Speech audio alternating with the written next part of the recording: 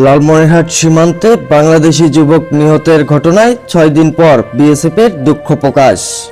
লালমনিরহাটের পাটগ্রাম সীমান্তে বাংলাদেশি এক নাগরিক মৃত্যুর ঘটনায় ৬ দিন পর আনুষ্ঠানিকভাবে দুঃখ প্রকাশ করেছে ভারতীয় সীমান্তরক্ষী বাহিনী বিএসএফ।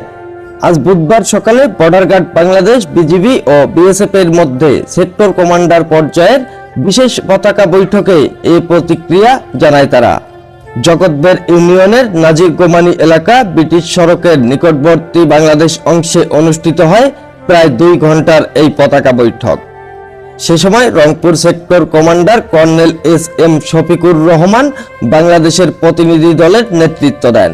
ভারতের পক্ষে উপস্থিত ছিলেন Gopalpur sector commander DIG D S. Rathore.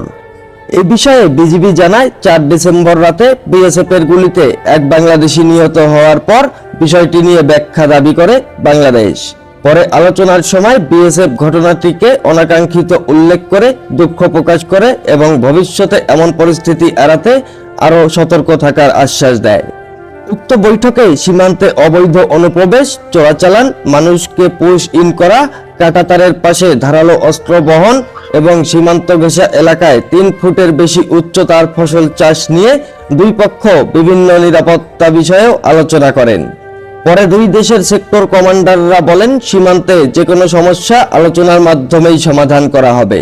উক্ত বৈঠকে বাংলাদেশের প্রতিনিধি দলে 61 বিজিবি ব্যাটালিয়নের তিস্তা 2 এর অধিনায়ক লেফটেন্যান্ট কর্নেল শেখ মোহাম্মদ মুসাহিদ মাসুম সহ অন্যান্য কর্মকর্তারা উপস্থিত ছিলেন।